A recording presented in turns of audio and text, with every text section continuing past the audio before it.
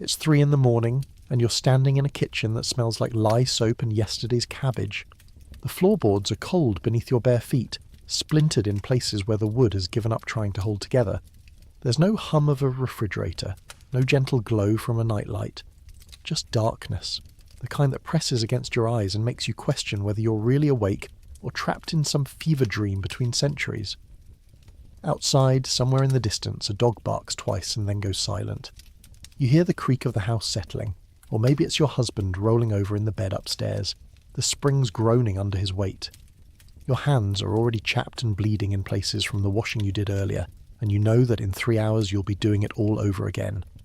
But right now, in this stolen moment of silence, you're simply existing in a world that history books will later call the Roaring Twenties, except there's nothing roaring about your life, nothing glamorous, nothing free, nothing remotely resembling the flappers and jazz clubs that will come to define this decade in the popular imagination. Those things exist, sure, somewhere in the distant glow of city lights you've never seen and never will. But here, in this kitchen, in this house, in this life that's become a cage, you didn't even realise you were walking into the 1920s or something else entirely. They're the sound of your 10-year-old son's cough from the room he shares with his 3 brothers, a wet, rattling thing that you know means trouble but can't afford to treat. They're the weight of knowing that your neighbour's daughter, just 14, was taken to the state asylum last week for being too willful, too loud, too unwilling to accept the hand that life dealt her. They're the whispered conversations your husband has with men in white robes who gather at the church on Thursday nights, conversations you're not supposed to hear but do anyway. The 1920s, the real 1920s, are about to unfold before you. Not the sanitized version they'll teach in schools, not the romanticized picture Hollywood will paint decades later. The real thing, the brutal, suffocating, heartbreaking truth of what it meant to be a family in an era that promised prosperity but delivered something far darker to most who lived through it. So settle in, let the modern world fall away, and prepare yourself for a journey into the shadows of American family life. Because tonight, we're going behind the closed doors of the 1920s, into the spaces where secrets festered and silence reigned, where children were commodities and wives were property, where the veneer of respectability hid horrors that would make your blood run cold. And if you're finding value in this journey through history's shadows, go ahead and like this video. Subscribe if you want more stories like this, more truths that textbooks tend to skip over. But only if you genuinely want to. I'm not here to beg. I'm here to tell you what really happened. Now let's dim the lights, get comfortable, and step into a world that existed just 100 years ago, but feels like another planet entirely. The year is 1920, and if you believe the newspapers, you believe America's entering a golden age. The Great War is over, boys are coming home, the economy's booming, or so they say. Women just got the vote, and that's supposed to change everything. Hemlines are rising, music is getting faster, and the future looks bright as polished brass. But here's the thing about narratives. They're written by people with agendas, with things to sell, with reputations to protect. The story of the Roaring Twenties, that glittering decade of jazz and gin and liberated women doing the Charleston, that's a story told by people who experienced a very specific, very privileged slice of American life. It's the story of urban elites, of Manhattan socialites, of people who had enough money to make choices about how they wanted to live. For everyone else, and I mean the vast majority of Americans, the 1920s was something entirely different. Let's start with a number that might surprise you. In 1920, more than half of all Americans still lived in rural areas, not suburbs, not small towns with paved roads and electric lights. Rural areas, farms, places where you could go days without seeing anyone who wasn't family. Places where the nearest doctor might be 20 miles away, over roads that turned to impassable mud when it rained. Places where electricity was something you'd heard about, but never actually experienced. Picture yourself there. You wake before dawn because there's no sleeping in when cows need milking and chickens need feeding. Your house, if you can call it that, is a collection of rooms that leak when it rains and let in cold air through gaps in the walls when winter comes. You don't have running water. You don't have indoor plumbing. The outhouse is a 50-foot walk through whatever weather nature decides to throw at you, and in winter that walk feels like punishment for being born. Your children, all 6 of them that survived past infancy out of the 9 you've given birth to, sleep 3 and 4 to a bed. Not because you think it builds character, but because you don't have enough beds and you can't afford more. The youngest still wears dresses his older sisters wore first because cloth is expensive, and there's no shame in reusing what still has life in it. The oldest, the one who's 12 now, works alongside his father in the fields from sun up to sun down during planting and harvest season. School is something he attends when there's time, which means maybe 3 months out of the year if you're lucky. This is the reality for nearly half of American families in 1920. But even that doesn't capture the whole picture, because within that rural majority, there are vast divides that make the term American family almost meaningless. If you're a white, farming family with your own land, you're struggling, yes, but you have something. You have a future, maybe. You have the hope that if the crops are good and the prices hold and nobody gets sick, you might make it through another year. You might even save a little, dream a little about buying that extra acre or getting one of those new tractors you've seen in the catalogue. But if you're a black family in the rural South, your reality is darker still. The Great Migration is just beginning. That massive movement of African Americans from the South to the industrial cities of the North, fleeing not just poverty, but terror. Because in the South, in 1920, if you're black, you're living in a world where Jim Crow isn't just a set of laws, but a daily reminder that you are not considered fully human. Where your children attend schools, if you can call them that meet a few months out of the year in buildings that white communities wouldn't use for storage. Where a wrong word, a wrong look, a wrong turn on a wrong road can end with your body hanging from a tree, and no one facing consequences. The Great Migration isn't about opportunity. Not really. It's about survival. It's about parents making the impossible calculation that uprooting their entire lives and heading north to cities they've never seen, to work in factories they know nothing about, is somehow safer than staying put. And that tells you something about just how bad things are. But let's say you make that journey. Let's say you're one of the families who packs everything you own into a few battered suitcases and boards a northbound train, leaving behind everything you've ever known. You arrive in Chicago, Detroit, Cleveland, New York, the promised land, the industrial north where they say a man can make a decent wage if he's willing to work. What you find instead is a different kind of hell. You find tenement buildings where 3 families share a space meant for one, where the bathroom is down the hall and shared by 20 people, where the walls are so thin you hear every argument, every cough, every intimate moment of your neighbours' lives. You find factories where the work is dangerous and the pay is barely enough to survive on. You find neighbourhoods that are segregated not by law, but by practice, where crossing certain invisible lines can get you beaten or worse, and you're not alone. The cities are flooding with people, not just black families from the South, but immigrants from Italy, from Poland, from Russia and Ireland and Germany. People fleeing pogroms and poverty and political upheaval, all of them told that America is the place where hard work leads to prosperity. All of them discovering that hard work mostly just leads to exhaustion and an early grave. By 1920, the urban population has just tipped past the rural population for the first time in American history. This is a pivotal moment, a transformation in how Americans live. But it's not the smooth transition that history, books sometimes suggest. It's a violent collision of cultures and expectations and desperate people, all trying to survive in spaces that weren't built for this many bodies. Let's talk about what urban family life actually looks like for the working class in 1920. You live in a tenement, probably on the Lower East Side if you're in New York, or in similar neighbourhoods in other cities. Your apartment is maybe 3 rooms. You share one of those rooms with your 4 children. Your husband's elderly mother occupies another. The 3rd room serves as kitchen, living room and workspace because your wife takes in piecework, sewing garments for pennies per piece, and the table is always covered with fabric and thread. The building you live in has no central heating. In winter, you burn coal in a small stove, and the choice is always between freezing or slowly poisoning yourself with coal fumes. The windows don't seal properly, and ice forms on the inside of the glass when temperatures drop. Your children develop chilblains, painful swelling of the fingers and toes from repeated exposure to cold, and there's nothing you can do about it except wrap their hands and feet in rags and hope. Water comes from a tap in the hallway that serves your floor. You share this tap with 6 other families. There's no hot water.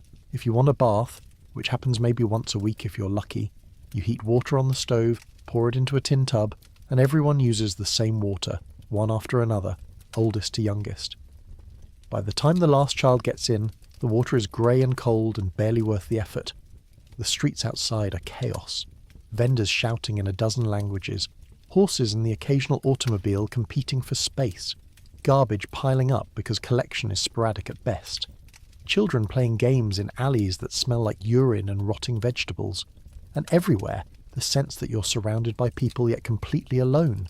Because everyone is so focused on their own survival that there's no energy left for community. This is the reality that most urban families face. Not speakeasies and jazz clubs, not leisure and luxury, just the grinding, relentless work of trying to survive one more day. And then there's the money question. The prosperity of the 1920s, that economic boom that's supposed to be lifting all boats, it exists, but it exists primarily for a very small slice of the population. For the industrial tycoons and the financiers and the people who already had money before the decade started. For everyone else, wages are stagnant or rising slower than the cost of living. The gap between rich and poor is widening into a chasm that will eventually help trigger the greatest economic collapse in American history. But you don't know that yet. You're living in 1920, and all you know is that no matter how hard you work, you can't seem to get ahead. Your husband works 10, 12, 14 hours a day in a factory or a mine or a slaughterhouse, doing work that's destroying his body piece by piece. You work too, either in your own factory job or taking in laundry or doing piecework at home. Your older children work, contributing their pittance of wages to the family pot, and still, at the end of the month, you're choosing between paying rent and buying food. This is what prosperity looks like for most American families in 1920. This is the real story beneath the glittering surface of the Jazz Age, and we haven't even gotten to the really dark parts yet. Because what I've described so far, that's just the baseline. That's just the everyday struggle of ordinary families trying to make ends meet in a system that's rigged against them. The real horrors, the things that will make you grateful you were born in a different era, those are still to come. But first, let me paint you one more picture. Let me show you what Sunday looks like for a typical family in 1920, because Sunday is the day when all these tensions and struggles and secret shames come together in one place. Sunday morning, you put on your best clothes, which aren't very good, but they're clean and pressed because appearances matter. You walk or take the streetcar to church, the whole family together. The children have been scrubbed and threatened into good behaviour. Your husband has put on the suit he got married in, the one that's starting to show wear at the elbows and knees. You're wearing the dress you've had for 5 years, let out and taken in multiple times to accommodate pregnancies and poverty. At church, everyone is smiling. Everyone is proper. The families around you, you know they're struggling too. You know the Kowalskis lost a child to typhoid last month. You know the Johnsons' eldest daughter was taken to the state asylum for reasons no one talks about but everyone whispers about. You know the Smiths haven't paid rent in 3 months and might get evicted any day. But nobody talks about these things. Not here, not in public. Here, in this space, everyone performs normalcy. Everyone pretends that their lives are fine, their families are happy, their futures are bright. Because to admit otherwise, to crack that veneer even slightly, is to admit failure. And failure, in 1920s America, is seen as a moral deficiency rather than a systemic problem. So you smile, you nod, you exchange pleasantries about the weather and the sermon, and when you go home, you go back to your private struggles, your secret shames, the things you can never talk about because talking about them would make them real in a way that silence somehow prevents. This is the foundation we're building on. This is the world we're entering, a world where image is everything and truth is dangerous. A world where families are trapped by economics, by social expectations, by laws and customs that give them no room to breathe or change or escape. And now, having established that foundation, we can start digging into the specifics.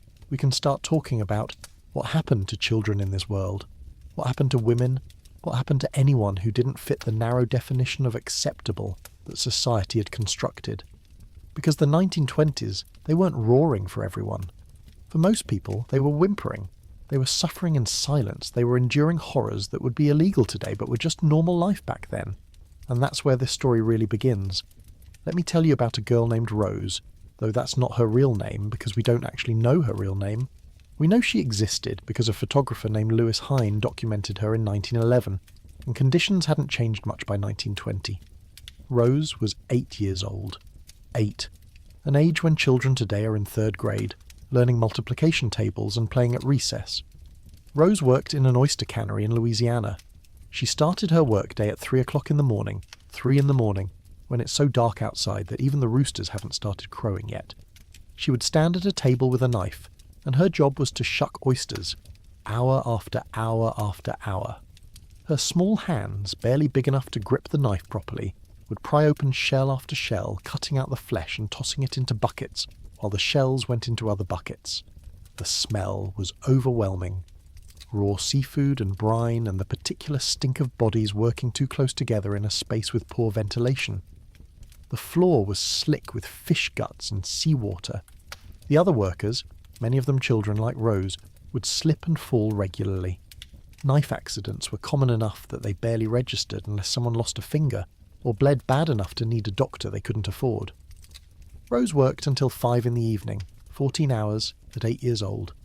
And when Lewis Hine asked her about it, she told him matter-of-factly that the baby of the family would start shucking as soon as she could hold the knife, as if this was normal, as if this was just what children did, and in 1920 it was normal. Not for all children, not for the children of the wealthy or even the middle class, but for millions of American children, work wasn't something that happened after you grew up. It was childhood itself. The 1920 census counted approximately 1 million children between the ages of 10 and 15 working in gainful employment. 1 million. Out of a total population of 12 million children in that age group, that's nearly 1 in 12. And that's just the official count. It doesn't include the children working on family farms who weren't counted as employed. It doesn't include the children doing piecework at home or selling newspapers on street corners, or doing any of the dozens of other jobs that fell outside the census taker's definition of employment. If we counted all of those children, all the ones doing work that contributed to their family's economic survival, the number would be dramatically higher. Probably closer to half of all children in America were working in some capacity. Let me say that again to let it sink in. Half. Half of American children were workers, not students, were economic assets, not dependents, were miniature adults, not kids. And the work they did, it wasn't light. It wasn't easy. It wasn't the kind of thing where they helped out for a few hours after school doing chores around the house. This was real work, dangerous work, work that maimed and killed children with disturbing regularity. In the coal mines of Pennsylvania and West Virginia, boys as young as 8 worked as breaker boys. Their job was to sit on wooden planks suspended over the coal as it came up from the mine and pick out pieces of slate and rock from the coal with their bare hands. The coal moved fast on conveyor belts.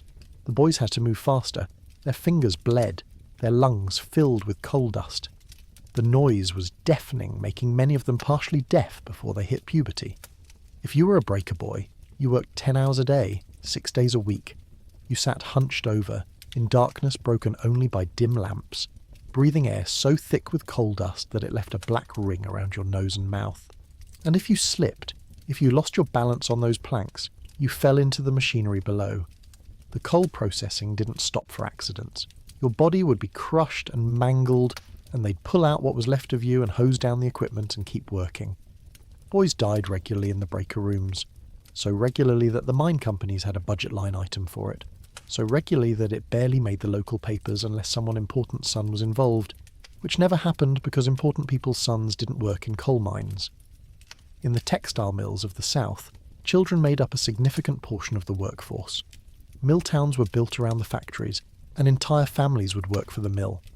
Fathers and mothers and children, sometimes 3 generations, all employed by the same company, all living in company housing, all shopping at the company store. The children who worked in textile mills operated dangerous machinery, spinning machines that could catch loose clothing or hair and pull you in before you could scream, looms that could take off a hand if you reached in at the wrong moment to fix a broken thread. The air was thick with cotton fibres that got into your lungs and stayed there, causing a disease called bicynosis that slowly suffocated you over years of exposure. And the mills were hot, brutally, unbearably hot, because the machinery generated heat and the windows had to stay closed to keep the humidity at the right level for processing cotton. Children would pass out from heat exhaustion. They'd develop rashes and sores from the constant exposure to their own sweat and the irritating fibres in the air. They'd go deaf from the noise of the machines running constantly, but they kept working. Because if they didn't work, their families didn't eat. It was that simple, that brutal. Let me tell you about the economic calculation that families had to make. A typical working-class family in 1920 needed the income from every member to survive. A father working in a factory might make $15 a week if he was lucky. That's about $60 a month. Rent on a tenement apartment might be $20 a month. Food for a family of 6 or 7 might be another $30. That leaves $10 for everything else. Clothes, coal for heat, medicine if someone gets sick, shoes when the old ones wear through. It doesn't add up. The math doesn't work unless everyone contributes. So the mother takes in laundry or does piecework or works in a factory herself.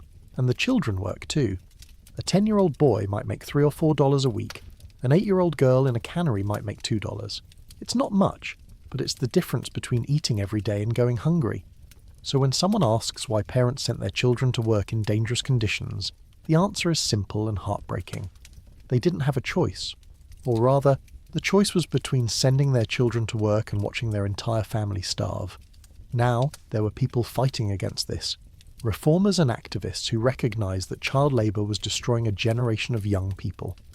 The National Child Labour Committee was formed in 1904 and spent decades trying to get laws passed to protect children. Lewis Hine, the photographer I mentioned earlier, worked for them, documenting child workers in the hope that showing people what was happening would spur change. And there was some progress. States passed laws limiting the hours children could work or setting minimum ages for certain types of employment. In 1916, Congress passed the Keating-Owen Act, which banned the interstate shipment of goods made with child labour. It was a huge victory for reformers. But then the Supreme Court struck it down in 1918, ruling that Congress had overstepped its authority. A similar law passed in 1919 met the same fate.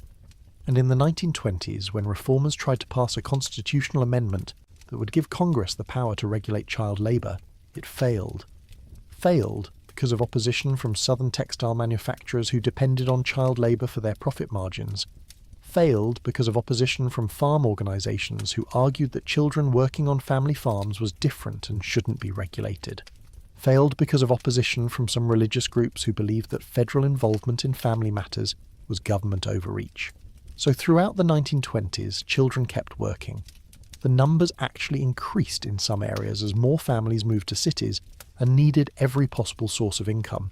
And while the most egregious examples, the 8-year-olds in canneries and the breaker boys in coal mines, were becoming less common, less visible, that didn't mean the problem was going away. It was just changing form. Children worked as newsboys, standing on street corners in all weather, hawking papers for pennies. They worked as messengers, running packages and letters through dangerous city streets where they were vulnerable to traffic accidents and worse. They worked in glass factories, where the heat was so intense it caused fainting spells, and the broken glass was so common that most child workers had scars covering their hands and arms. They worked on farms, which was considered somehow more acceptable than factory work because it was outdoors and involved family. But farm work was brutally hard. Children drove teams of horses that could crush them. They operated dangerous equipment. They worked with animals that could kick or bite or trample. And the hours were even longer than in factories because farms operated on nature's schedule, not a whistle. And here's something that often gets overlooked: the psychological impact of all this work on children. We think of childhood as a time of play, of learning, of development. A time when you're protected and nurtured and given the space to grow into who you're meant to be. Children in 1920 didn't have that. They had responsibility before they were ready for it. They had adult burdens placed on child shoulders. They saw things no child should see. In slaughterhouses, children as young as 9 worked cutting meat, surrounded by blood and death and screaming animals. In factories, they saw co-workers, sometimes friends, injured or killed in accidents. On the streets, they encountered every type of human behaviour, good and bad, with no filter and no protection. They grew up fast. Too fast. Childhood, as we understand it, simply didn't exist for them. By the time they were 12 or 13, they had the hardened look of adults. The laughter had gone out of their eyes, replaced by a kind of weary resignation that shouldn't exist in someone so young. And then there were the girls, who faced additional burdens on top of everything else. Girls worked in domestic service, starting as young as 8 or 9, living in the homes of wealthy families where they were vulnerable to abuse with no one to protect them. They worked in laundries, standing for hours in steam and heat, developing chronic back problems and respiratory issues. They worked in garment factories, hunched over sewing machines, ruining their eyesight doing close work in poor light. Sexual abuse of child workers was common and rarely prosecuted. Girls in domestic service were particularly vulnerable, living in their employers' homes with no escape and no recourse if the man of the house or his sons decided to take advantage. Factory foremen and managers abused their power regularly, and the girls couldn't complain, couldn't report it, because who would believe them? Who would protect them? They needed the job, needed the money, and everyone knew it. The term we use now is economic coercion. The power dynamic was so skewed that saying no, fighting back, reporting abuse, all of those things were impossible without sacrificing your family's survival. So the abuse continued, generation after generation, an open secret that everyone knew about but nobody talked about. Let me tell you about a specific documented case that illustrates just how normalised child labour had become. In March 1912, a 14-year-old girl named Camilla Teoli testified before Congress about her experience working in a textile mill in Lawrence, Massachusetts. Camilla had started working at the American Woolen Company when she was 13. The law said she had to be 14, but her father lied about her age because they needed the money. 2 weeks into the job, Camilla was working at a machine when her hair got caught in the gears.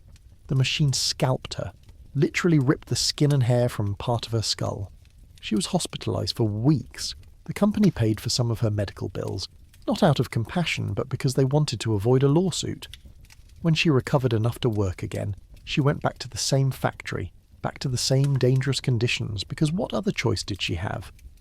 When Congress called her to testify about conditions in the mills, she told her story simply and without drama. She answered their questions about how many hours she worked, what the machines were like, how the accident happened, and then she went back to Lawrence and back to the mill because testifying before Congress doesn't pay the rent. That's what child labour looked like in 1920s America.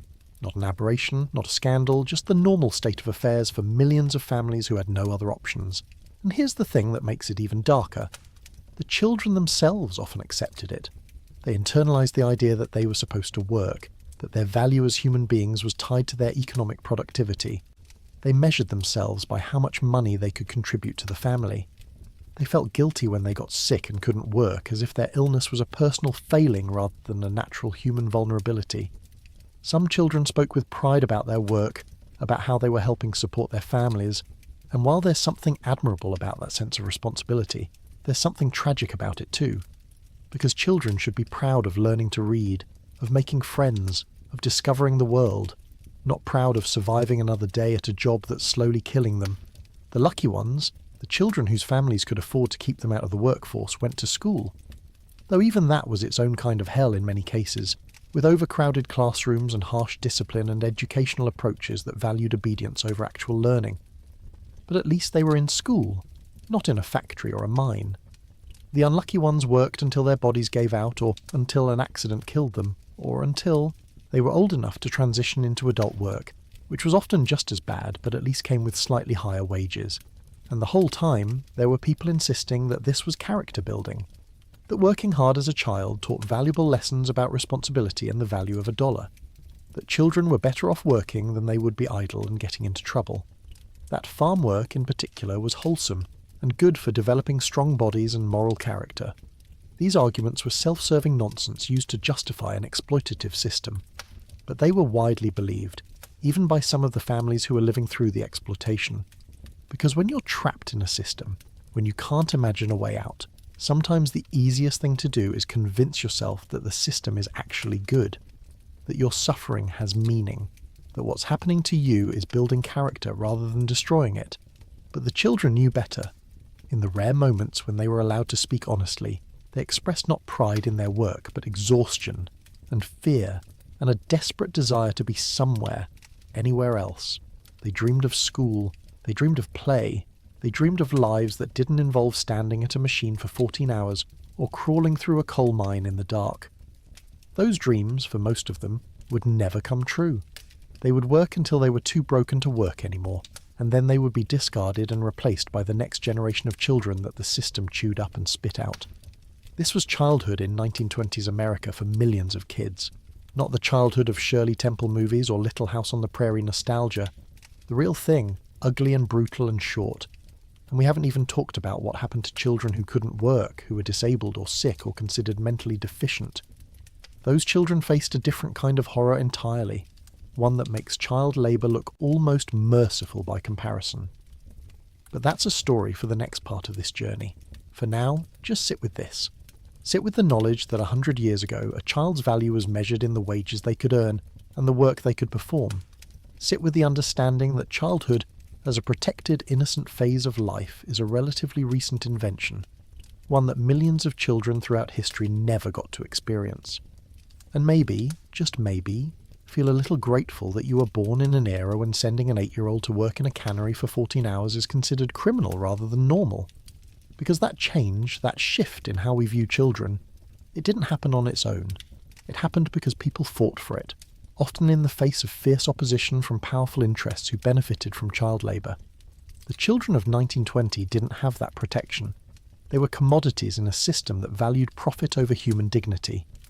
And their suffering, their stolen childhoods, their broken bodies and crushed spirits, that's part of the real history of American families, the history we need to know, even when it hurts to learn it.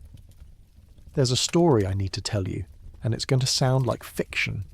It's going to sound like something out of a gothic horror novel, the kind of thing that couldn't possibly have happened in real life, in modern America, in the 20th century. But it did happen. It happened to a woman named Elizabeth Packard, and variations of her story happened to thousands of other women, men and children throughout the late 1800s and well into the 1920s. Elizabeth was a minister's wife in Illinois. By all accounts, she was intelligent, well-educated and strong-willed. She had opinions about theology that differed from her husband's. She questioned certain religious doctrines. She engaged in discussions and debates about spiritual matters. In other words, she had a mind of her own and wasn't afraid to use it. Her husband, Theophilus Packard, didn't appreciate this. He found her independence troubling, her theological questions threatening. So in 1860 he did what the law allowed him to do. He had her committed to the Illinois State Hospital for the insane, without a trial, without a doctor's examination, without any evidence of mental illness beyond his word that his wife was insane. She spent 3 years in that asylum, 3 years during which she was kept from her children, subjected to treatments that would be considered torture today, and told repeatedly that her questioning of her husband's authority was proof of her derangement. She eventually got out, but only through a lengthy legal battle and public advocacy that most women in her situation couldn't possibly mount. Now, you might think this was an isolated case, an extreme example from the pre-Civil War era that surely didn't continue into the 1920s. You would be wrong. The power to commit family members to asylums, to institutionalize them based on little more than the say-so of a husband or father, or even an adult child, that power continued well into the 20th century. And it was used liberally for reasons that had nothing to do with actual mental illness and everything to do with control, convenience, and the enforcement of social norms. Let me paint you a picture of what this looked like in 1920. You're a woman, let's call you Margaret, and you're married to a farmer in rural Minnesota. It's not a happy marriage. He's a hard man, rigid and controlling, the kind who believes his wife should be seen and not heard. His mother, who lives with you, is even worse. She's old country German with strict ideas about how a woman should behave. Silent, obedient, deferential to male authority in all things. You unfortunately are not naturally any of those things. You have opinions. You make suggestions about how to run the farm that sometimes differ from your husband's ideas. You've been known to laugh too loud or speak too freely when there's company. Your mother-in-law watches you with disapproval, making little comments about how things were done properly in the old country. One day, you have a toothache. It's been bothering you for weeks, getting worse, and finally your mother-in-law says she'll take you to the dentist in town. You're grateful. You climb into the wagon with her and make the trip to Fergus Falls, chatting about nothing in particular. But she doesn't take you to the dentist. She takes you to the state asylum. She tells the doctors there that you're mentally unstable, that you've been acting strangely, that the family is concerned for your welfare and the welfare of the children. The doctors, who are required to examine you before admission in theory, but who in practice often take the word of the person seeking commitment, ask you a few questions. You're confused and frightened, and your answers probably reflect that. They sign the papers. You're committed. Just like that, you go from being a free woman to being an inmate in a psychiatric institution. No trial, no representation, No opportunity to defend yourself. Your husband and mother-in-law have legal authority over you, and they've used it to remove you from their lives. You scream that there's been a mistake. You insist you're not insane.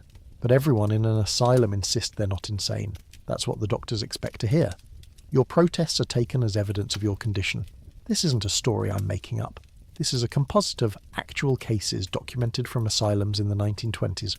Women committed because they were too independent, too educated, too sexual, too anything that didn't fit narrow definitions of proper femininity. Women who questioned their husband's authority. Women who wanted divorces in an era when divorce was scandalous and difficult to obtain. Women who inherited money that their husbands wanted to control.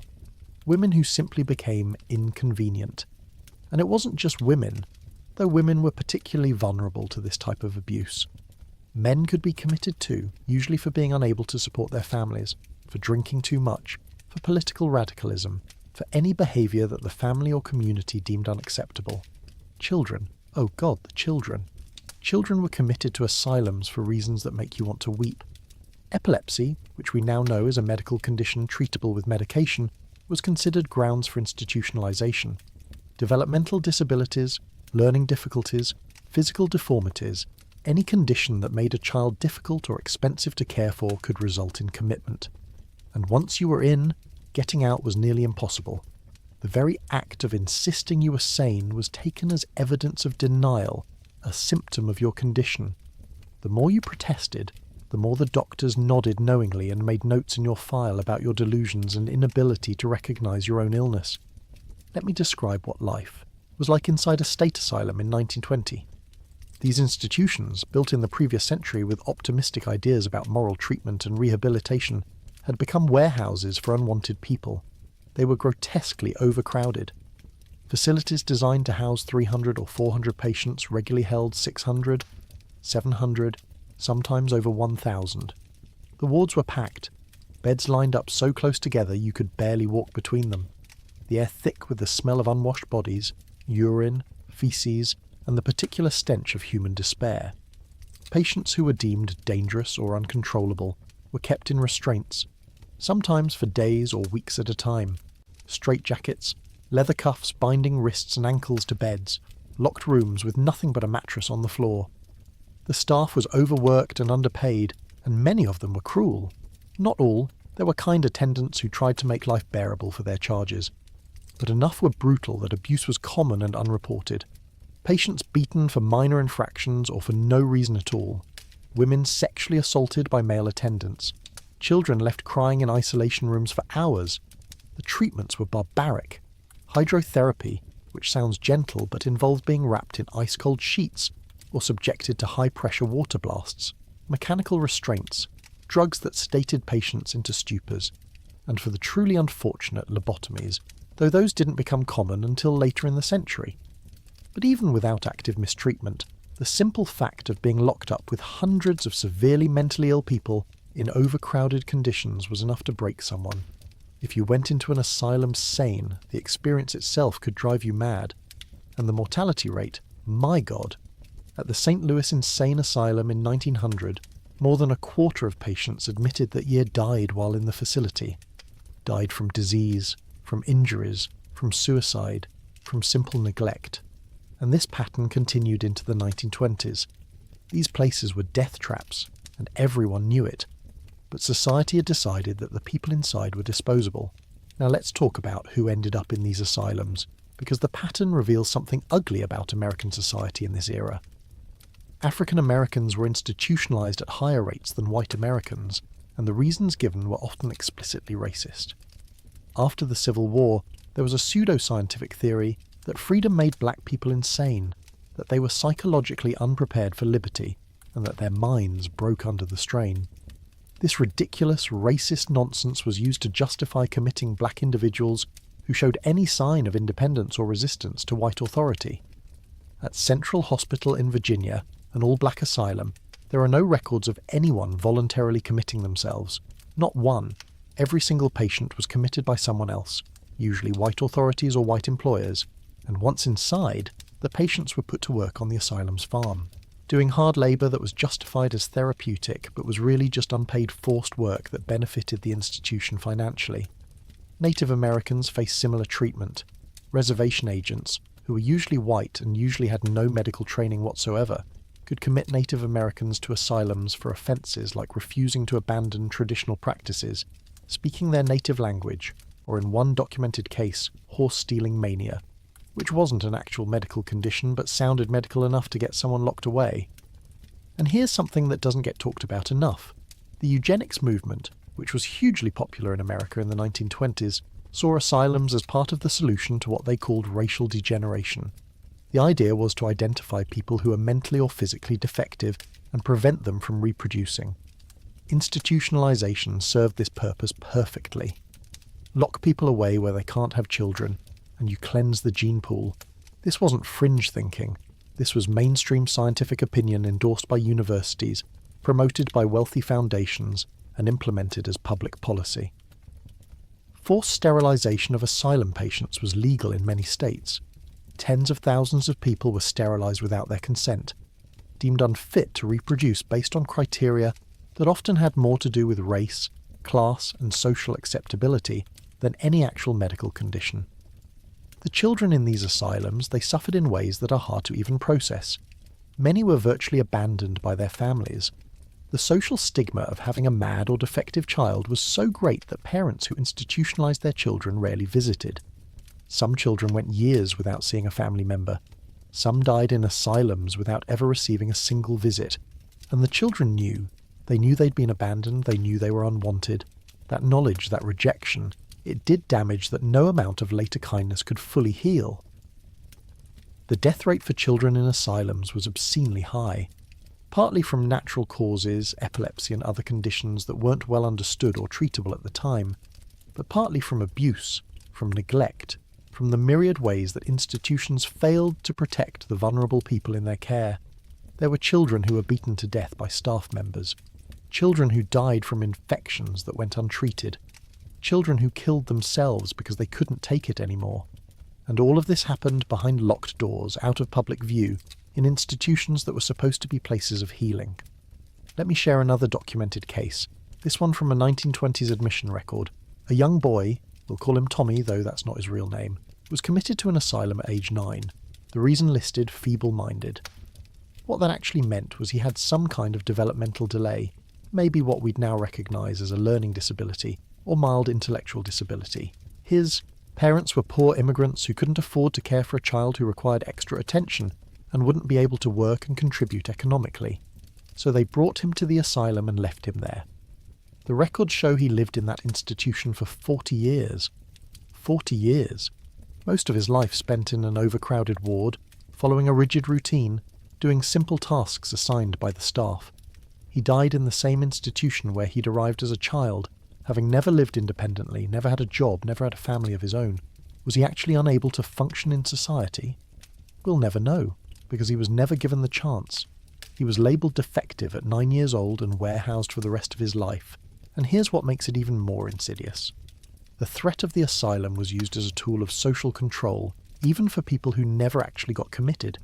Women who stepped out of line were reminded that insanity ran in families, that people might start to question their mental state if they continued to behave inappropriately. Children were threatened with being sent away if they didn't obey. The spectre of institutionalization hung over anyone who deviated from strict social norms. It was a form of terrorism, really, a way of enforcing conformity through the threat of permanent removal from society. Be good, be quiet, be normal, or we'll lock you away where nobody will ever have to think about you again. And the truly horrible part, it worked. People policed their own behaviour and the behaviour of their family members out of fear. Women stayed in abusive marriages because they knew that if they tried to leave, their husbands could have them committed. Children hid symptoms of illness or disability because they'd heard about kids who went away to institutions and never came back. Families concealed evidence of mental illness, keeping sick relatives locked in back rooms at home rather than risk the stigma and consequences of official diagnosis. This created a culture of silence and secrecy around mental health that persists to some degree even today. Mental illness became something shameful, something to hide, something that marked you and your family as defective. And seeking help became dangerous because it might lead to institutionalization rather than treatment. The asylums of the 1920s represent one of the darkest chapters in American medical history. They were built with good intentions, or at least that's what the historical record claims, but they became monuments to society's desire to hide away people who were inconvenient, different, or difficult. They became dumping grounds for the unwanted and unloved. They became places where abuse and neglect were standard operating procedure, where death rates rivaled the worst prisons, where human dignity went to die. And all of this was legal. All of this was considered proper medical care. Families who committed relatives to asylums weren't breaking laws. They were using the system exactly as it was designed to be used. The doctors and administrators who ran these hellish institutions weren't rogues or criminals. They were respected professionals doing what society asked of them. That's what makes it so chilling. This wasn't an aberration or a scandal waiting to be exposed. This was the system working as intended. The first meaningful reforms to asylum practices didn't really begin until the 1950s and 60s, and deinstitutionalization didn't fully happen until much later.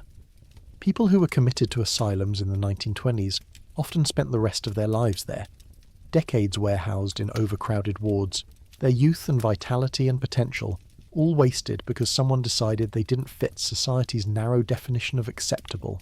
So when we talk about the dark side of 1920s family life, we have to talk about this, the asylum threat, the way families could disappear their inconvenient members with legal sanction, the way mental illness and disability were treated not as medical conditions requiring care, but as moral failings requiring punishment and isolation. It's uncomfortable to think about. It's horrifying to imagine. But it happened to real people, thousands upon thousands of them, in an era that's not actually that distant from our own. Some of the last residents of these old state asylums only died in the 1990s and 2000s, after spending most of their lives in institutions. Think about that. People alive today might have had grandparents or great-grandparents who were institutionalized in the 1920s. This isn't ancient history. This is close enough to touch.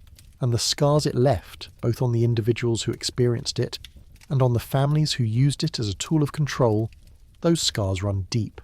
They affect how we think about mental health, about family authority, about the proper role of medical institutions in society. The asylum of 1920s America, it's a ghost that still haunts us.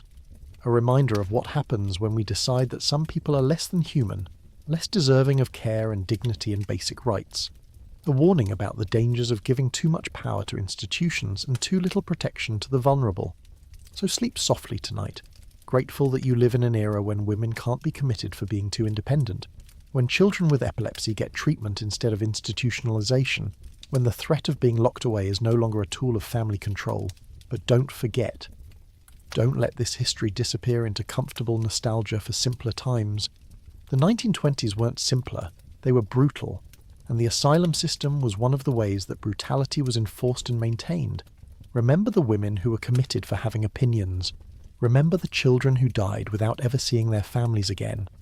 Remember the thousands of people whose lives were stolen by a system that valued conformity over compassion, control over care. They deserve to be remembered, and we deserve to know the truth about what family life really meant in an era when institutionalization was always just one accusation away. There's a legal term you probably haven't heard of unless you're a historian of women's rights, coverture. It's a beautiful sounding word, almost gentle, almost protective. It means covering, as in a husband covering his wife with his protection and authority. In practice, it meant that when a woman married, she ceased to exist as a legal person. Under coverture laws, which were still affecting women's lives well into the 20th century, even though they were starting to break down, a married woman could not own property in her own name. She could not sign contracts. She could not earn wages that belonged to her rather than her husband. She could not sue or be sued. She could not serve on juries. She had no legal identity separate from her husband. As one legal text put it, husband and wife are one person in law, and that person is the husband. Think about what that means in practical terms. A woman could inherit a fortune from her father, and the moment she married, that fortune belonged to her husband. He could spend it however he wished. He could gamble it away, invest it foolishly, use it to support another woman, and she would have no legal recourse. The money was his now. A woman could work, could labour for wages, and those wages legally belonged to her husband. He He could take them and spend them, and she couldn't object, not legally. Some husbands were reasonable about this, treated their wives as partners, gave them control over household finances, but others weren't, and there was nothing the law would do to help a woman whose husband took her earnings and drank them, or gave them to his mistress, or simply squandered them. A woman could not leave her husband and set up her own household. Where would she live? She couldn't rent an apartment in her own name. She couldn't buy a house. She couldn't even sign a lease. Legally, she was essentially property, and property can't own property. Now, by 1920, some of these restrictions were loosening. The most extreme forms of coverture were being chipped away by state laws and court decisions. Women could own property in many states. They could control their own earnings in some circumstances, but the underlying principle that a woman's primary identity was as somebody's wife that remained firmly in place, and that principle shaped every aspect of domestic life. Let me tell you what a typical day looked like for a married woman in 1920, and you'll start to understand what life was actually like behind the closed doors of American homes. You wake before dawn, as you do every day, because there's work to do before the rest of the family needs you. You're exhausted. You've been pregnant or nursing for the better part of the last 10 years, bearing and raising 5 children, 3 of whom survived past infancy. Your body's worn out, your back aches constantly from the physical labour of housework. Your hands are rough and scarred from washing and scrubbing and handling harsh soaps. You get the kitchen stove going, feeding it coal or wood depending on what you can afford and what's available. This isn't flipping a switch. This is actual physical work, carrying fuel, cleaning out ashes, getting the fire hot enough to cook on but not so hot it makes the kitchen unbearable. You start breakfast. If you're lucky, you have some eggs from your own chickens or a neighbour's. Maybe some bread you baked yesterday. If you're in the city and don't have chickens, you're working with whatever you could afford at the market. Oatmeal, probably. Day-old bread. Weak coffee made from grounds you've already used twice. Your husband wakes and expects his breakfast ready when he comes to the table. He eats quickly, barely tasting the food, and leaves for his job in the factory or the mine or the docks. He'll be gone for 10, 12, maybe 14 hours. He won't see the children except on Sundays. The children wake, and you feed them, dress them, get the older ones ready for school if you're lucky enough that they can attend instead of having to work. You change the baby, and if you're using cloth diapers, which you probably are because disposable ones don't really exist yet, you're adding soiled diapers to the massive pile of laundry that's already accumulating. Then the work really begins. You wash dishes in cold water pumped from a well if you're rural, or carried from a hallway tap if you're urban. You sweep the floors, you make the beds, you empty the chamber pots that everyone used during the night because getting to the outhouse in the dark is dangerous and unpleasant. If it's Monday, laundry day, which it always is in this era, you're facing hours of brutal physical labour. You haul water, bucket by bucket, and heat it on the stove. You scrub clothes on a washboard, your knuckles bleeding, your back screaming. You wring out each item by hand, your arms aching. You hang everything to dry, and in winter you're trying to dry laundry inside because hanging it outside will freeze it solid. If it's Tuesday, you're ironing, using heavy irons heated on the stove that you have to test carefully so you don't burn the clothes or your hands. If it's Wednesday, you're mending, sitting with a basket of clothes that need buttons replaced, holes patched, seams repaired. If it's Thursday, you're cleaning, scrubbing floors on your hands and knees, beating rugs, washing windows. Friday's market day, if you can afford to go to the market. You take whatever money your husband has given you for household expenses and you make it stretch as far as it will go. You haggle with vendors, you buy the cheapest cuts of meat, the bruised vegetables, the day-old bread. You carry it all home, bags cutting into your hands. Saturday is baking day. You make bread for the week, if you can afford flour. Maybe a simple cake if there's a birthday or special occasion. And Sunday, oh Sunday, you're cooking all day for the big family dinner, and then cleaning up after it, and then starting the whole cycle over again on Monday. And this is if you're only doing housework. Many women, especially immigrant women and black women, also worked outside the home. They took in laundry from other families. They did piecework, sewing garments for pennies. They worked in factories or canneries. They cleaned other people's houses. Black women were twice as likely to work outside the home as white women, not because they wanted to, but because black men, facing discrimination and dangerous working conditions, died younger. They had higher mortality rates from occupational hazards, from violence, from disease, which meant black women were more likely to be widows, more likely to be the sole support for their children, more likely to be doing double shifts of labour just to keep their families fed. And all of this back-breaking, endless work, it was unpaid. It didn't count as real work in the eyes of the law or society. A housewife didn't have a job, she just did her duty. Her work had no economic value, no social status, no recognition beyond maybe a pat on the head if she kept the house clean enough to meet her husband's standards. Now let's talk about what happened when that work wasn't enough. When a woman failed to keep her husband happy, or the house clean, or the children well behaved. Domestic violence was rampant, and there was virtually no legal protection against it. A man had the right to discipline his wife, just as he had the right to discipline his children. Physical punishment was considered appropriate, even necessary, to maintain order in the household. There was an old legal principle called the rule of thumb, which supposedly allowed a husband to beat his wife with a stick no thicker than his thumb. This is probably a myth.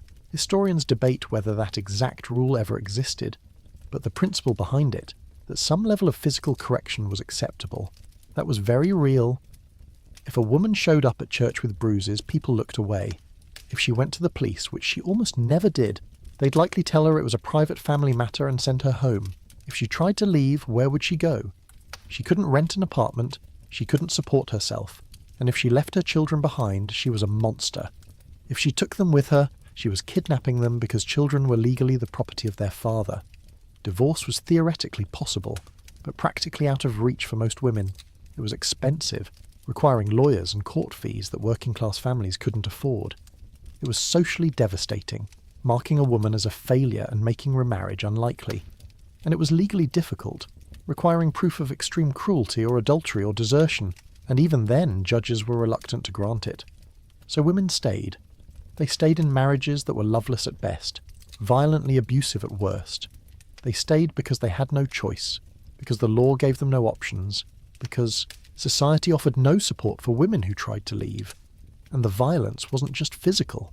There was economic abuse, husbands who withheld money as punishment, who spent family resources on alcohol or gambling while their children went hungry. There was psychological abuse, constant criticism and belittling. Husbands who told their wives they were worthless and stupid and lucky anyone would put up with them. There was sexual violence, though nobody called it that because marital rape wasn't recognised as a crime. A woman had no right to refuse her husband. Sex was her duty, whenever and however he wanted it, regardless of her consent or comfort or physical condition. If she was sick, if she'd just given birth, if she simply didn't want to, too bad. Her body belonged to him. And there was the constant threat of pregnancy. Birth control was illegal in many places, the Comstock laws from the previous century still on the books and still being enforced.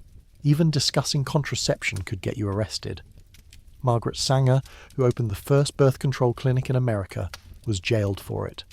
So women faced pregnancy after pregnancy, their bodies never fully recovering from one before the next began. 5, 6, 8, 10 pregnancies were common, each one carrying a real risk of death, because childbirth in 1920 was dangerous. Hemorrhage, infection, eclampsia, all could kill you, and often did. Maternal mortality rates were around 600 deaths per 100,000 live births. Today that rate is about 20 per 100,000, and we consider that too high. In 1920, dying in childbirth was common enough that pregnant women made preparations for their own deaths as a matter of course. They wrote letters to be opened if they didn't survive. They made arrangements for who would care for their children, and if you did survive childbirth, you might spend the next year or more nursing an infant, your body depleted, your nutrients going to the baby while you slowly weakened. Then you'd get pregnant again, and the cycle would continue until you hit menopause or died, whichever came first. Let me tell you about a specific dynamic that played out in many immigrant families, because it adds another layer of darkness to this picture. Imagine you're a young woman from Italy or Poland or Ireland. You come to America as a bride, maybe to marry a man you've never met who sent money for your passage, maybe to join a husband who came first to establish himself. You arrive in a country whose language you don't speak, whose customs you don't understand. You're isolated, dependent entirely on your husband for everything. You can't read the signs, can't ask for help, can't navigate this new world without him. And maybe your husband is kind. Maybe he helps you learn, treats you with patience, values your partnership. But maybe he doesn't. Maybe he uses your dependence to control you. Maybe he tells you that American women are treated differently, that here husbands have even more power, that if you disobey he can have you deported. Maybe his family, who came before you, treats you as a servant. Maybe his mother runs the household and you're just the latest pair of hands to do her bidding. Maybe you sleep in the same room with your children and your in-laws, no privacy, no space of your own, constantly watched and judged. And maybe you write letters home, carefully worded because you know someone might read them before they're sent. And you try to tell your family that things are hard, but you don't quite dare say how hard because admitting failure brings shame, and shame reflects on everyone. This was reality for millions of immigrant women, brought to America on promises of a better life, trapped in circumstances they couldn't escape, unable to go home because the cost was too high and the shame too great. The same patterns played out in different ways for black families dealing with the aftermath of slavery and the ongoing reality of Jim Crow, for families on the frontier still dealing with the dangerous isolation of rural life, for every family touched by poverty or disability, or any of the 1,000 pressures that could break people who had no safety net.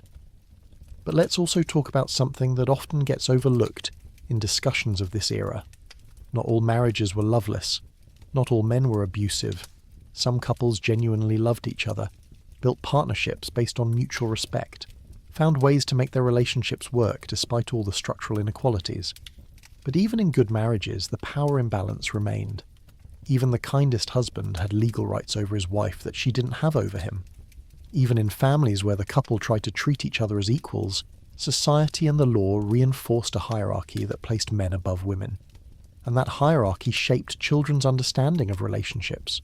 Boys learned that they were entitled to authority over women.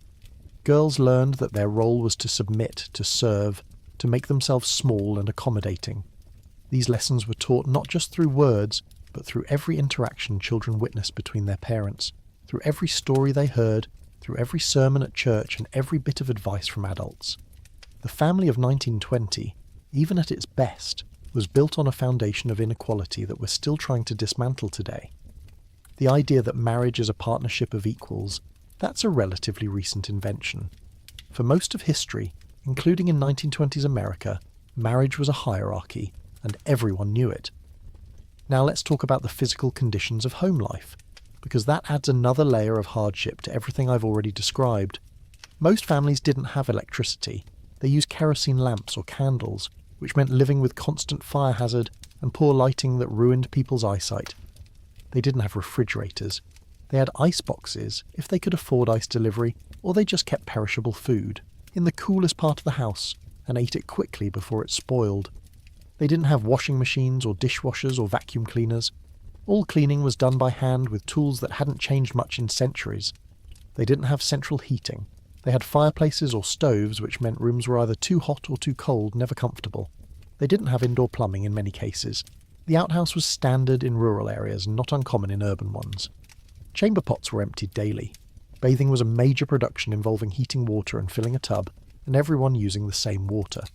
The physical labour required to maintain even a minimally comfortable household was staggering.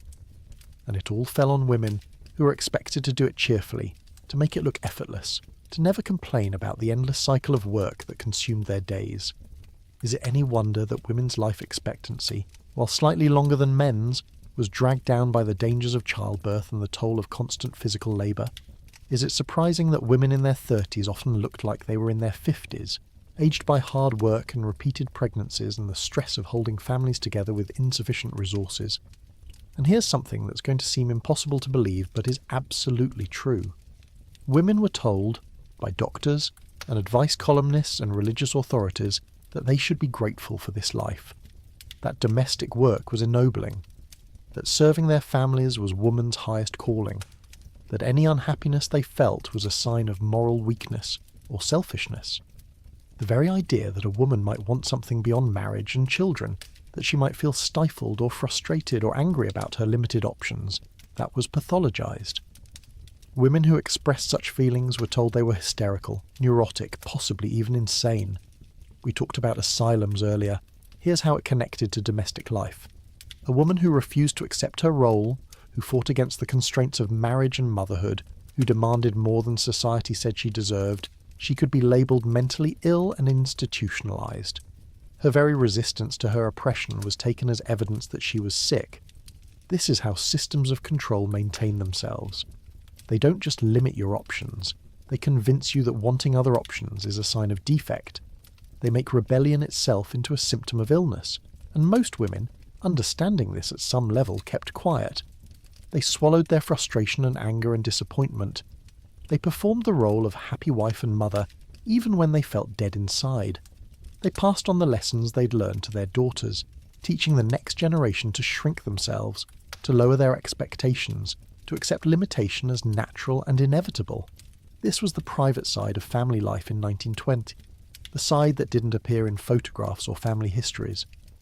The side that women whispered about to each other in rare moments of privacy but never spoke about publicly.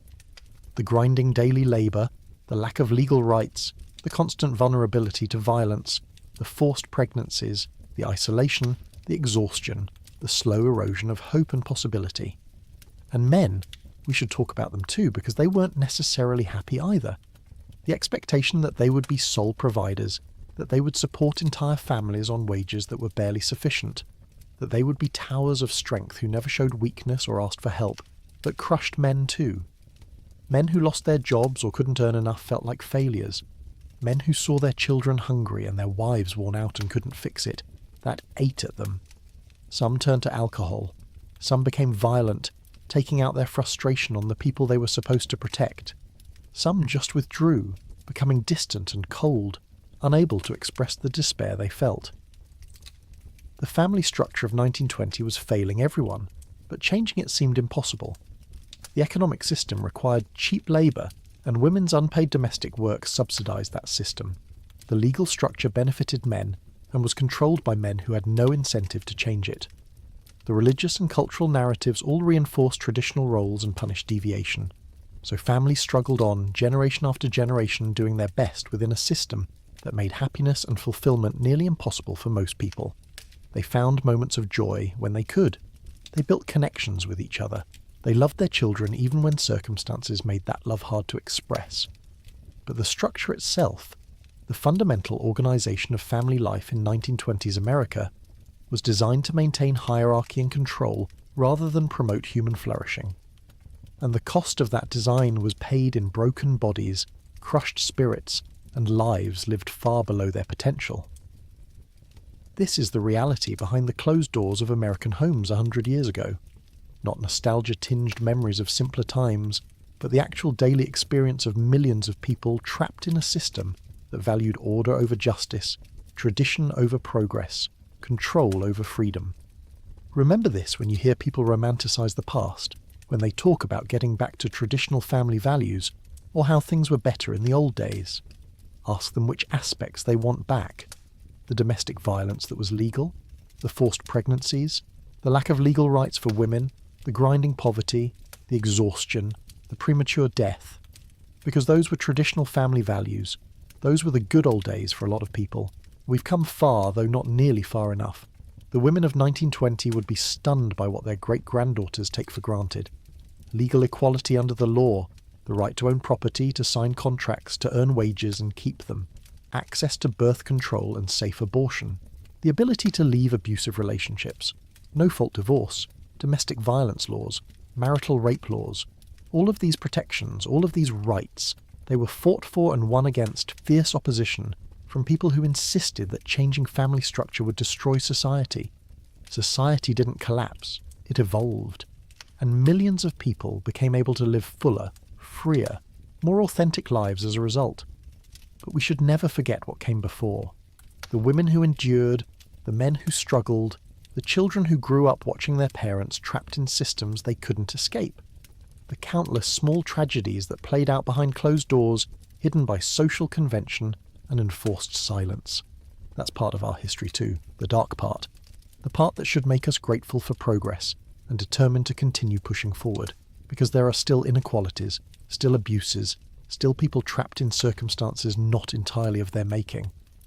The fight for a family structure that actually serves human needs, rather than just maintaining power relationships, that fight didn't end in 1920. It's still ongoing. And understanding what families endured 100 years ago helps us understand why that fight matters. So let that knowledge settle into your mind as you drift towards sleep. Let it give you perspective on how far we've come and how much further we need to go.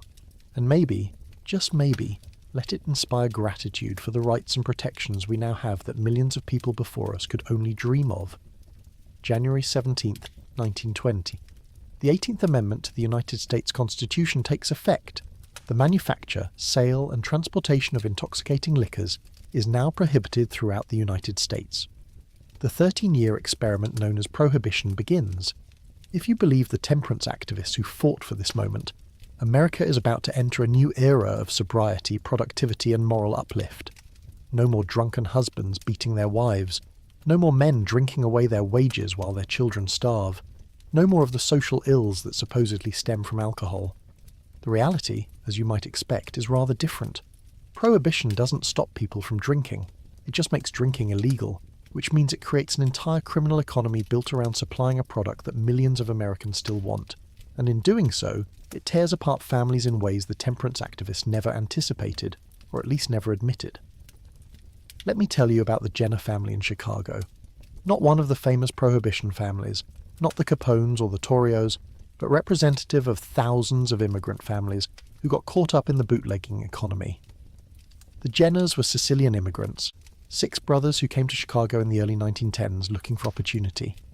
They tried legitimate work at first, but the pay was terrible and the conditions worse. Then Prohibition came along and suddenly they saw a different path to prosperity. They started making industrial alcohol in their tenement building, using portable stills. They recruited their neighbours, mostly other Italian immigrants, to do the same. They'd provide the equipment and the raw materials, and the families would run the stills in their apartments, producing raw alcohol that the Jenners would collect, process and sell to speakeasies across the city. Sounds like entrepreneurship, right? Except the alcohol they were producing was literally poisonous. Industrial alcohol was denatured, meaning the government added toxic chemicals to make it undrinkable, in an attempt to prevent exactly what the Jenners were doing. But bootleggers developed processes to remove or disguise these chemicals, not always successfully. People died from drinking this poison, went blind, suffered kidney failure, had seizures. But the Jenners didn't care, and the families producing it in their apartments didn't think about it because they needed the money. $15 a day for running a still. That was more than a factory worker made in a week. But running an illegal still in your apartment with your children sleeping in the next room, that had consequences beyond the legal ones. The stills were fire hazards. Tenement buildings burned regularly, killing families. The fumes from the alcohol production were toxic. Children developed respiratory problems from breathing them day after day. The criminal elements that the Jenners attracted, the enforcers and the competitors, they made neighbourhoods dangerous in new ways. And then there was the violence. Because when you create a criminal enterprise worth millions of dollars, people fight over it. The Jenners had rivals. Those rivals had guns. And when territorial disputes broke out, innocent people died. Let me give you a specific example. June 1925, a running gun battle between the Jenner gang and the North Side gang erupted on a Chicago street corner. 2 civilians were killed in the crossfire. One was a 10-year-old boy who'd been sent to the store to buy milk. He was hit by a stray bullet and bled out on the sidewalk while his mother screamed. His death made the papers for a day. Then it was forgotten because this kind of thing was happening constantly.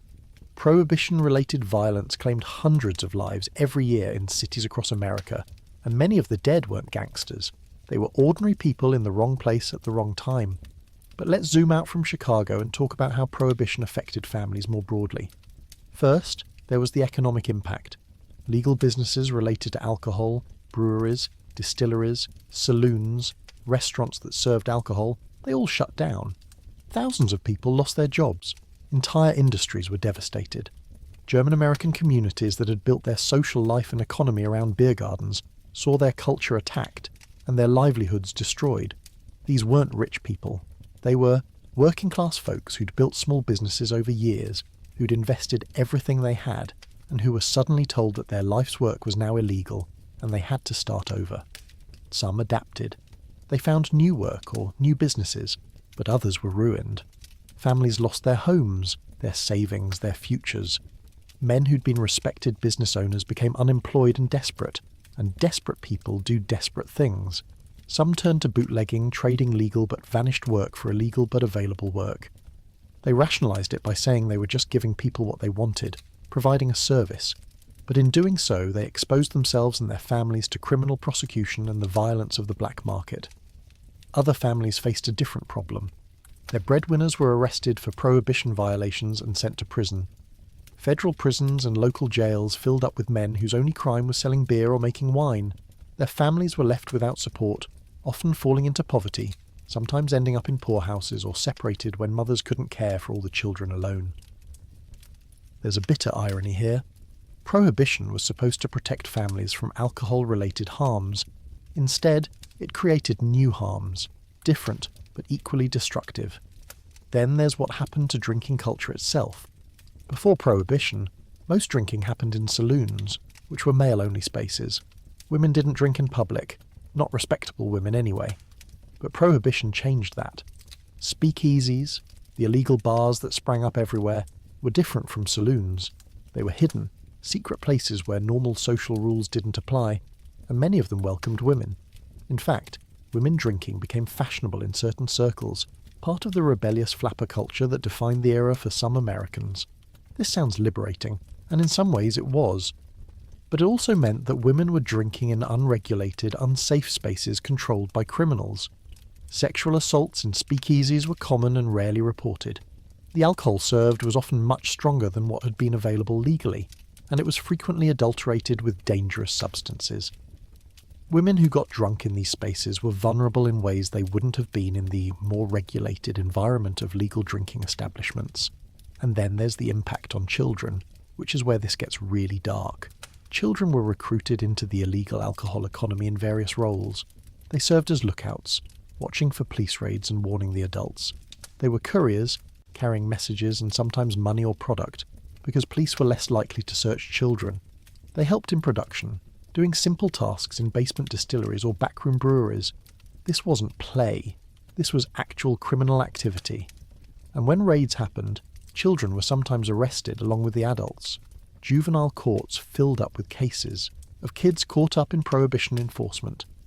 Moreover, the normalization of law-breaking that Prohibition created had a corrupting effect on young people's understanding of right and wrong. When you grow up watching your parents and neighbours casually break the law, when you see police officers taking bribes to ignore violations, when you observe that laws are enforced selectively and that money and connections determine who gets punished, you learn lessons about society that are hard to unlearn. Let's talk about the poisoning issue in more detail because it's genuinely horrifying. The federal government, in its effort to enforce prohibition, actually ordered manufacturers to add even more toxic chemicals to industrial alcohol. They knew bootleggers were stealing industrial alcohol and redistilling it for human consumption. Their solution wasn't to better guard the supply or find alternative enforcement methods. It was to make the industrial alcohol more poisonous, knowing full well that people would drink it anyway. This policy, implemented during the Prohibition era, killed an estimated 10,000 people. 10,000. The government essentially poisoned its own citizens in the name of enforcing a law that most people opposed and routinely violated. Families suffered these deaths. Husbands, fathers, sons died agonizing deaths from poisoned alcohol. And because drinking was illegal, families often tried to hide these deaths, not seeking medical help until it was too late, not reporting them accurately because they didn't want to admit their loved one had been breaking the law. Imagine being a wife in 1920s New York. Your husband goes out one evening to meet some friends. He comes home later that night complaining of stomach pains, nausea, blurred vision. By morning, he's going blind. You take him to the hospital, and the doctors tell you he's been poisoned by methanol in bootleg alcohol. There's nothing they can do. He dies within days, and you're left with 3 children and no income, and the knowledge that the alcohol that killed him was poisoned intentionally by the government. What do you do with that? How do you process the fact that your husband died because he wanted to drink, and the government decided that anyone who wanted to drink deserved to be poisoned? Where do you direct your anger? These were real scenarios playing out in families across America throughout the 1920s, and they were compounded by the fact that prohibition enforcement was deeply classist. Wealthy people could still get good quality alcohol.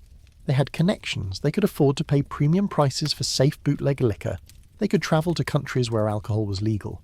The speakeasies they frequented were less likely to be raided because they had protection. They were discreet, they catered to influential people who couldn't be arrested without political consequences. But poor and working class people, They got the poison stuff. They drank in rough joints that were regularly raided. They faced the full force of prohibition enforcement, while the wealthy sipped cocktails with impunity. This created resentment that simmered in working-class communities. Not just resentment of the rich, though there was plenty of that, but resentment of a government that passed laws supposedly for their own good, but that clearly favoured the wealthy and treated the poor as disposable. And then there's the domestic violence angle, which is the cruelest irony of all. Remember that prohibition was partly sold as a way to reduce domestic violence caused by drunken husbands. And it's true that alcoholism was and is a factor in domestic violence, but prohibition didn't stop domestic violence. In some cases, it made it worse. Men who were violent drunks before prohibition were violent drunks during prohibition. The difference was that now they were drinking illegal, often more potent alcohol in addition to dealing with the stress of potential arrest, the economic impacts of prohibition, and the general chaos of the era. Moreover, the criminal justice system was so focused on prohibition enforcement that it had even less capacity to deal with domestic violence than it had before. Police who might have intervened in a domestic situation were busy raiding speakeasies. Courts that could have heard assault cases were clogged with prohibition violations. Women's groups that had supported prohibition, in the hope it would protect them from abusive alcoholic husbands, found that the reality didn't match the promise. Their husbands were still drinking, still abusive, and now there was a whole new layer of illegal activity and danger added to the mix. Some families were torn apart by disagreements over prohibition itself, generational conflicts, where older immigrant parents who saw drinking as a normal part of life clashed with their American-born children, who'd been taught that alcohol was evil, marital conflicts, where one spouse supported prohibition and the other violated it, creating fundamental disagreements about morality and law. And let's not forget the broader cultural impact. Prohibition fostered a culture of hypocrisy and corruption that permeated society. Everyone knew that the laws were widely violated. Everyone knew that politicians who voted for prohibition drank privately. Everyone knew that police and judges and mayors were on the take, paid off by bootleggers to look the other way. Children growing up in this environment learned that laws were arbitrary, that authority was corrupt, that the official morality and the actual practice of society were completely different things. They learned to be cynical about government and suspicious of anyone who claimed to be acting in the public interest. These lessons shaped a generation's relationship to authority and to civic engagement, and they were taught in the most intimate setting, the family, where children watched their parents make daily decisions about whether to obey or violate the law, whether to respect or bribe authority, whether to be honest or to lie. The Prohibition era, for all its high-minded rhetoric about reform and moral improvement, was actually a masterclass in how not to make social policy. It showed what happens when you try to legislate morality without considering the practical consequences, when you criminalise behaviour that a large portion of the population considers acceptable, when you create black markets that empower criminals and corrupt officials, and families paid the price, in lives lost to poisoned alcohol, in poverty caused by lost jobs and imprisoned breadwinners, in violence spawned by criminal enterprises, in the corruption of young people recruited into illegal activities, in the erosion of respect for law and authority, in the hypocrisy and moral confusion that comes from living in a society where everyone is breaking the law or knows someone who is. By the time Prohibition was repealed in 1933, most Americans recognized it had been a failure, but the damage had been done. The criminal enterprises built during Prohibition didn't just disappear. The organized crime families that made fortunes bootlegging moved into other illegal activities. The culture of corruption that developed persisted. The cynicism about government that grew during this period became entrenched, and the families that lived through it carried scars. The child who watched her father die from poisoned alcohol, the boy who served as a lookout for a speakeasy and eventually became a criminal himself, the woman who lost her husband to prison over a prohibition violation, the communities that were torn apart by violence and corruption. These weren't abstract policy failures. These were real harms to real people, played out in living rooms and kitchens and on street corners across America. So when we talk about the dark side of 1920s family life, Prohibition is a crucial part of that story. Not because alcohol itself is good or bad, but because the attempt to ban it through law created a cascade of consequences that damaged millions of families in ways the temperance advocates never intended or acknowledged. It's a reminder that good intentions aren't enough, that policy has to account for human nature and practical reality, that criminalising widespread behaviour doesn't eliminate the behaviour, it just makes it more dangerous and creates new problems alongside the old ones. And it's a reminder that families don't exist in isolation from the larger society. When government makes bad decisions, when social movements push for policies that sound good but work badly, families bear the brunt of the consequences. The families of Prohibition-era America were caught between a law they didn't ask for and a criminal economy they didn't want, trying to navigate a landscape where doing the right thing wasn't always clear, and where the wrong choice could lead to death or prison or both. They survived it, barely, and eventually the law changed, but the scars remained, passed down through generations in family stories and cultural memory, a warning about the costs of trying to impose moral reform through criminal law. Sleep now with that knowledge. Let it remind you that the relationship between families and government is complicated, that laws have consequences beyond their stated intentions, and that the 1920s were far more complex and tragic than any simple nostalgic narrative can capture. The smell hits you first. That's what nobody tells you about death in 1920. It's not gentle or peaceful or any of the euphemisms people use. It's a smell, sweet and rotten and unmistakable, that seeps into the walls of your house and never fully leaves. Your daughter is dying. She's 7 years old, and 3 days ago she complained of a sore throat. Yesterday she developed a fever. This morning you noticed the grey membrane forming at the back of her throat, and you knew. Diphtheria. The strangling angel. There's nothing you can do. You sent your husband to fetch the doctor, but you know what the doctor will say because you've heard it before. Keep her comfortable. Pray. Sometimes children recover. Most don't. So you sit beside her bed, holding her hand as her breathing becomes more and more laboured. She's struggling to pull air past the membrane that's slowly blocking her airway. She's terrified, and you can see the questions in her eyes. Why can't I breathe? Why won't you fix this? Why are you crying? You don't have answers. You just hold her and watch her suffocate slowly, over hours. And when she finally stops breathing, when her small body goes still, you experience a grief so complete it feels like dying yourself. But you can't die. You have 4 other children who need you, a household to run, a husband who's already building a small coffin in the barn because you can't afford to buy one. So you clean your daughter's body, dress her in her Sunday dress, and prepare for the wake that will happen in your front room tomorrow. Welcome to disease and death in 1920s America, where grief was a constant companion and child mortality was simply part of life. The numbers are staggering. In 1920, the infant mortality rate was 76 deaths per 1,000 live births. Today that number is 5.6. That means more than 7% of babies didn't live to see their first birthday. If you had 5 children, statistical probability said you'd lose at least 1 before they were a year old. And those are just the babies. Older children died too, from diseases we barely think about now. Diphtheria, scarlet fever, whooping cough, measles, polio. Every parent knew the fear of a sick child, knew that a simple illness could turn deadly in hours. Let me walk you through what childhood disease looked like in a 1920s family. You have 6 children ranging in age from 2 to 14. The youngest develops a cough. Within days, all 6 are coughing, that distinctive whooping sound that gives the disease its name. They cough so hard they vomit. They cough until they can't catch their breath, until their faces turn blue. The 2 youngest ones don't make it. The 4-year-old suffocates during a coughing fit while you're in the next room tending to one of the others. The 2-year-old simply stops breathing one night, and you wake to find her cold in her crib. The other children recover eventually, but they're weakened. The 8-year-old develops pneumonia as a complication, and nearly dies from that. The 14-year-old is fine physically but traumatized by watching her younger siblings die. And you bury 2 children within a week of each other.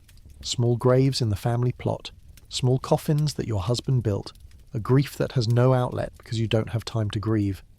The living children need you. The household needs you. Life doesn't stop for death. This scenario played out in countless families. Disease would sweep through a household, and parents would watch helplessly as their children died one by one. The randomness of who lived and who died added another layer of trauma. Why did this child survive when that one didn't? What did we do wrong? Could we have saved them? There were no good answers to these questions. Medicine in 1920 was primitive by modern standards. Doctors could diagnose diseases but had few effective treatments. Antibiotics didn't exist yet. Penicillin wouldn't be discovered until 1928 and wouldn't be widely available until the 1940s. For bacterial infections, doctors could offer supportive care and hope. For viral infections, even less. Bed rest, fluids, prayers. Most diseases either ran their course and the patient recovered or they didn't. Let's talk about tuberculosis, the White Plague, one of the biggest killers in the 1920s. TB was everywhere. It spread easily in crowded urban tenements where ventilation was poor and people lived in close quarters. It moved slowly, taking months or years to kill, which gave it time to spread to entire families. If you contracted TB, your options were limited. The wealthy could go to sanatoriums, special hospitals in mountain areas where the treatment was fresh air and rest. The poor couldn't afford that, so they stayed home, coughed blood into handkerchiefs, and slowly wasted away while infecting everyone around them. Families were torn apart by TB. A father would contract it, spend a year dying, and pass it to his wife and children before he went. The wife would die next, leaving orphaned children who likely already had the disease themselves. And the social stigma made it worse. TB was associated with poverty and uncleanliness, which wasn't entirely wrong since it did spread more easily in crowded, unsanitary conditions. But the stigma meant families hid TB cases, didn't seek help, didn't isolate sick members effectively, which just made the spread worse. Now let's talk about the Spanish flu pandemic, which technically ended in 1920 but whose shadow still hung over families.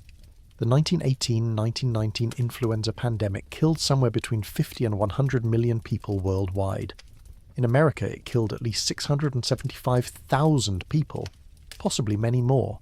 Entire families were wiped out, communities were devastated, and unlike most flus, this one killed young, healthy adults in their prime. It triggered a cytokine storm, an overreaction of the immune system that actually made being healthy and young a disadvantage, so parents died while their children survived. Young mothers died, leaving newborns without care. The trauma of this pandemic was profound. Families that lost multiple members in a matter of days or weeks. Communities where so many died they ran out of coffins and had to use mass graves. Children orphaned by the thousands. By 1920, the acute phase of the pandemic was over, but families were still dealing with the aftermath.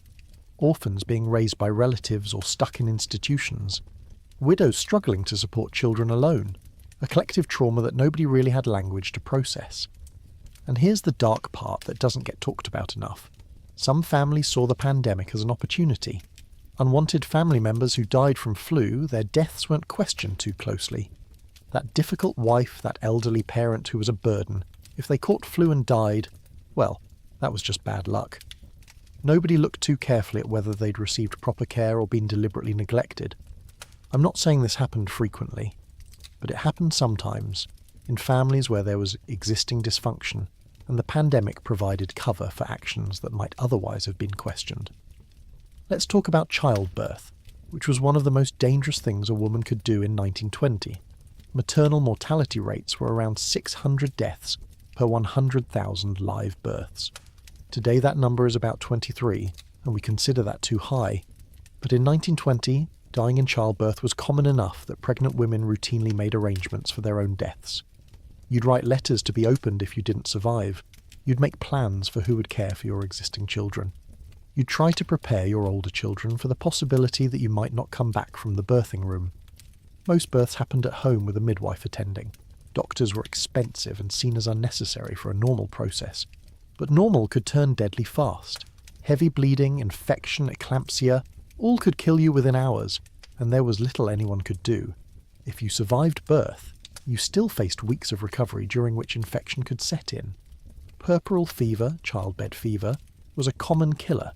It started with symptoms that seemed mild and ended with death from sepsis. And all of this happened at home, often with other children in the house witnessing their mother's suffering. Children grew up watching women, their mothers, their sisters, their neighbours, die in childbirth. It shaped their understanding of womanhood, of the risks women bore, of the price of creating life. Now let's talk about how families dealt with death practically, because the rituals around death were very different in 1920. When someone died, their body came home. There were no funeral homes for most people. The body was washed and dressed by family members, usually women. It was laid out in the front room of the house for the wake. For 2 or 3 days, the corpse was in your living room. Neighbours came to pay respects. Children were expected to view the body to say goodbye. The smell of flowers trying to mask the smell of death. The body slowly decomposing despite efforts to keep it cool. This was traumatic, especially for children. Seeing a dead parent or sibling up close, touching the cold flesh, being told to kiss them goodbye.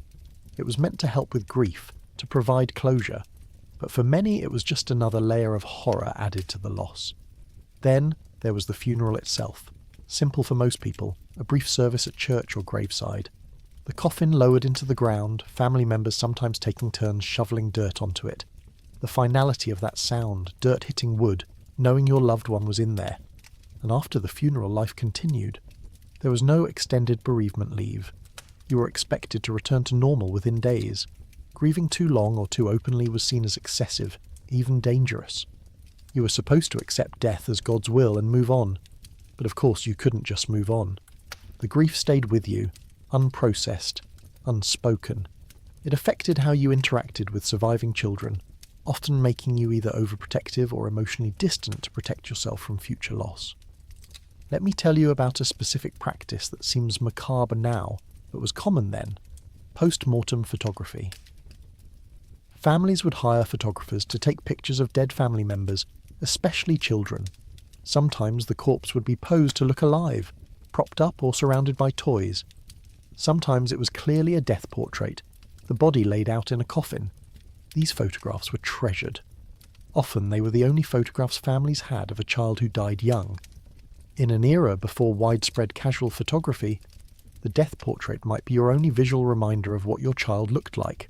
We find this disturbing now, but for families then, it was a way to hold on to someone they'd lost, to have proof that this person had existed, had been part of your family, had mattered. There was also a spiritualism movement that was huge in the 1920s, partly driven by all the death from World War I and the flu pandemic. People desperate to contact dead loved ones turned to mediums and seances. Some of this was obvious fraud. Mediums using tricks to produce spirit voices and ectoplasm. But desperate grieving families wanted to believe. They paid money they couldn't afford to talk to charlatans who claimed to channel their dead children or husbands or mothers. This caused rifts in some families, one spouse believing in spiritualism, the other seeing it as nonsense or even blasphemy. Money wasted on seances while living children went hungry. Grief being exploited by con artists who offered false hope. Let's talk about the diseases that didn't kill you but destroyed your life anyway. Polio left children paralysed. Before the iron lung was invented, paralysed breathing muscles meant death. After iron lungs became available, in the late 1920s it meant a lifetime trapped in a mechanical breathing device. Families had to decide whether to institutionalize disabled children or care for them at home. Either choice came with enormous costs. Institutions were often terrible. Home care was exhausting and expensive. Other disabling conditions, spinal meningitis, encephalitis, severe injuries, all created similar dilemmas. How do you care for a family member who needs constant attention when you're already struggling to survive? How do you make that choice, knowing that whatever you decide will be wrong in some way? Many families chose institutionalization, then carried guilt about it forever. Others chose home care and were ground down by the constant demands, the lack of support, the knowledge that one person's disability was consuming resources the whole family needed. And the disabled family members themselves, what was life like for them in 1920? Isolated, invisible, often treated as shameful secrets to be hidden away, their potential wasted, their humanity denied, their suffering compounded by the lack of any social support or understanding. Here's something that's hard to talk about but needs to be said. Infant and child deaths were so common that some parents developed emotional defences that look cruel from our perspective. They didn't name babies immediately, waiting to see if the child would survive past the dangerous first weeks or months. They didn't invest too much emotionally in young children, knowing that attachment made loss more painful. This wasn't because they didn't love their children. It was a survival mechanism developed in response to unbearable loss. If you knew you'd probably lose at least one child, maybe more, you protected yourself the only way you could. But those defences had costs. Children growing up feeling their parents were emotionally distant. Parents who appeared uncaring. but were really just trying not to break completely under the weight of grief. And when a death happened that broke through those defences, when a parent couldn't maintain emotional distance, the grief was overwhelming. Mothers who never recovered from losing a child. Fathers who drank themselves to death, unable to process the pain. Siblings who felt survivors' guilt their whole lives. The cumulative effect of all this death and disease on 1920s families was profound. It shaped how people viewed life, how they made decisions, how they related to each other. Life was precarious. Death was always close. You learned not to plan too far ahead because plans could be destroyed in an instant. You learned not to trust happiness too much because it could be taken away. And you learned to keep moving, to keep working, to keep living even in the face of losses that should have broken you. Because there was no other choice. The other children needed you. The farm needed tending. The factory shift started at 6. Life didn't wait for you to heal. This is grief in 1920s America. Constant, cumulative, largely unacknowledged. A weight carried by every family, a shadow over every home. The knowledge that anyone you loved could be taken at any moment by forces you couldn't control or prevent. As you settle into sleep, hold this in your mind. Every family in 1920 had experienced loss. Every parent had buried children or siblings or parents. Every child had watched someone they loved die, usually at home, usually without much medical intervention. This shaped them, made them hard in some ways, tender in others, gave them an appreciation for life that we've lost in our modern world, where death has become distant, sanitized, hidden away in hospitals and funeral homes. They knew something we've forgotten, that life is fragile, that love is temporary, that nothing is guaranteed. They lived with that knowledge every day, and it changed how they experienced everything.